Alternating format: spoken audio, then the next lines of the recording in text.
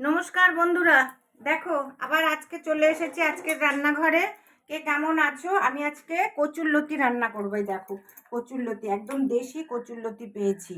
ওই চাষের কচুরলতি না, এই যে মোটা মোটা হয় সেগুলো না, একদম দেশি। এক মাসি আছে, 20 টাকা 30 টাকার দিয়েছে, মানে গাছ শুদ্ধ, মানে বস্তা শুদ্ধ দিয়ে দিয়েছে। আর লতি করবো আজকে আমি কাঁকড়া দিয়ে।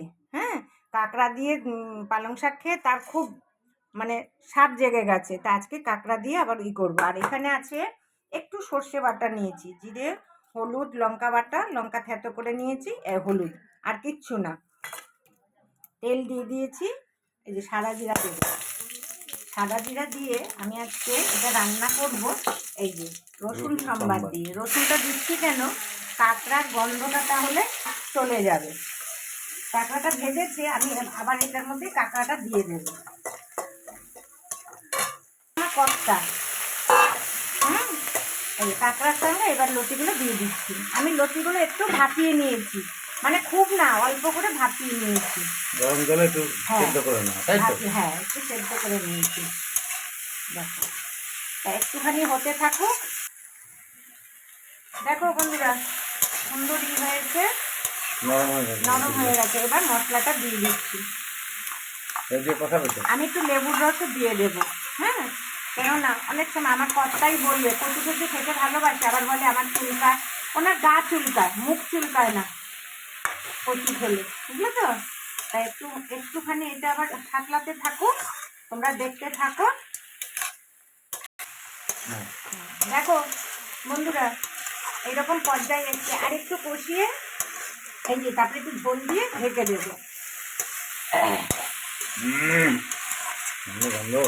গন্ধ বেরিয়েছে খুব সুন্দর। রসুনের যে একটা গন্ধ না, এই গন্ধটা খুব সুন্দর বেরিয়েছে। আমার মাকেও দেখতাম এর মধ্যে একটু রসুন থেতো করে দিয়ে দিত, মিহি করে না, থেতো, আধা থেতো করে দিত। আমার মা বলতো মুখে পড়লে দারুণ লাগে। আমার মাও খুব ভালো রান্না করছে।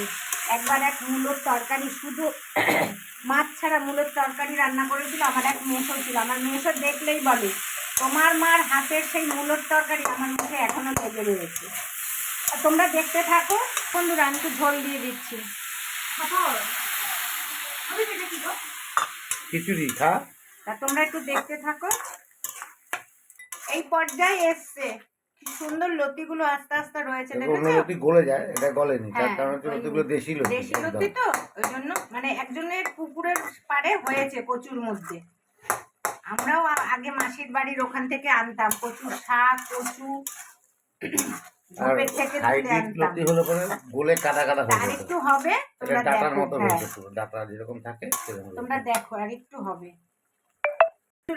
আমার শেষ, এবার একটু সরষের তেল দিয়ে একটু ঢেকে দেব। হ্যাঁ, আর এটার মধ্যে যে স্মেলটা, মানে গন্ধটা, রসুনের আর কাঁকড়ার যে গন্ধটা খুব সুন্দর হয়েছে।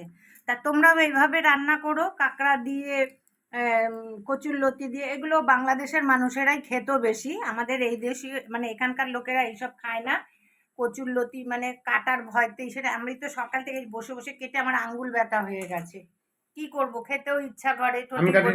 আমার কর্তাও কেটেছে না, আমার কর্তাও করে দেয়, মিথ্যা কথা বলবো কেন? তা তোমরাও এইভাবে রান্না করো। এটা মাছের মাথা দিয়েও রান্না করা যায়, চিংড়ি মাছ দিয়েও রান্না করা যায়, সবকিছু। আমার মা তো কিছু না থাকলে পেঁয়াজ দিয়ে রান্না করতো শুধু। তা তোমরা এইভাবে রান্না করো, আর আমাকে লাইক করবে, শেয়ার করবে, আর আমার চ্যানেলকে সাবস্ক্রাইব করবে, ঠিক আছে? আর কালকে যে আমাকে তরকারি পাঠিয়েছিল আমার বড় ভাইয়ের মেয়ে, ও বলল কেমন হয়েছে, মানে ও শোনার জন্য খুব মানে ব্যস্ত। কি রে, তাহলে এই যে নামাবো এবার। দেখো এবার নামানোর পালা, এই শুকিয়ে গেছে, দেখো, দেখেছো? তাহলে এই কাটা কাটা ভাতটাই দরকার। রাখছি তাহলে, তোমরা তাহলে এইভাবে করো।